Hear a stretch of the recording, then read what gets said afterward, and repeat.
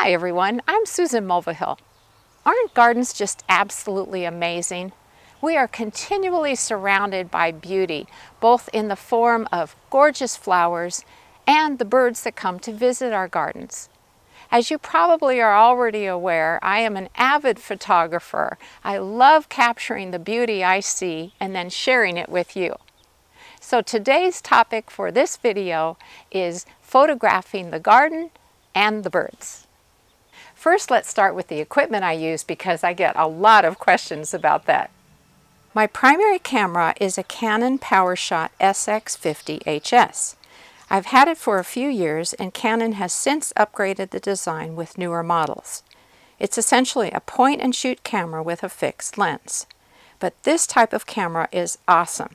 There are three main things I love about it. It's small and lightweight, making it perfect for traveling and for photo shoots. It has a 50x optical zoom, which helps me get great shots of birds. It also has video. This is what I initially started using for my videos a few years ago.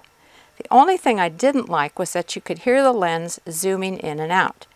But the video capability opened up a whole new world to me. The other camera that I use a lot is my iPhone. This is a 7 Plus, and you know, when it first came out, I was perfectly happy with my old phone, but my husband had researched the features of it and said, we really need to upgrade because this has a great camera with a built-in zoom. And I thought, oh, I don't want to do that. But I'm so glad we did because this is amazing and I'm able to get fabulous close-ups of flowers and insects. So yeah, I love it and nobody can take it away. Even if you don't have an iPhone, remember that cell phone cameras have really come a long way in recent years and they are an excellent tool for taking photos. If you feel like you're not taking advantage of the camera's full potential, familiarize yourself with it because you might just find it can take way better pictures than you thought.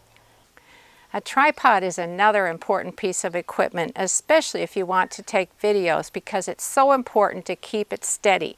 And try as I might, I cannot hold a camera still in my hands. And of course I have a video camera, but you can't see it right now because I'm using it. Sorry. But it is a Canon Vixia R70 in case you want to look it up. It was relatively inexpensive and it does quite a nice job.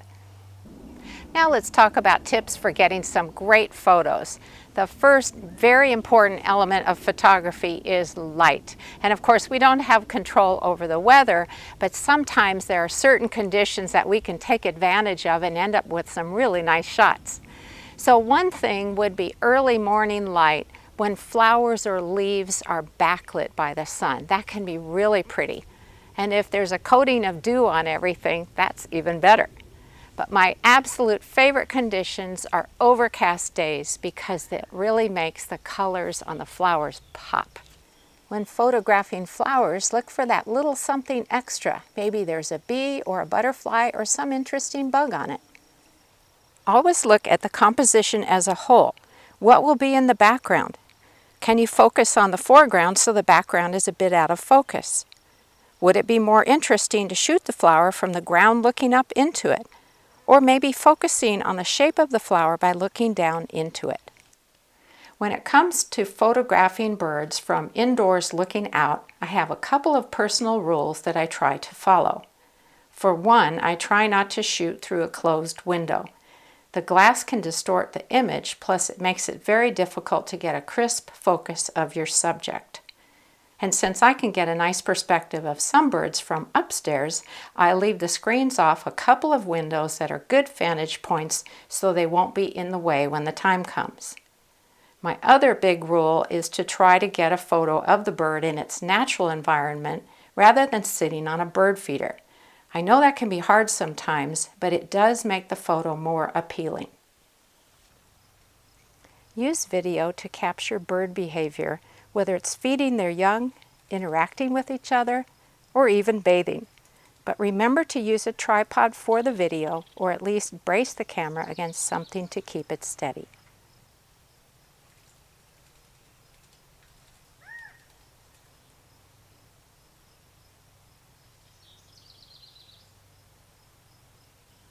But my best bird photography tip is to grab a chair, sit down somewhere that you see birds active, and just wait and observe what's going on. They will get used to your presence very quickly and go on about their business. And it's nice to just sit and enjoy what you see. Okay, grab your cameras, get your cell phones, and head outside to take some great photos. Take care.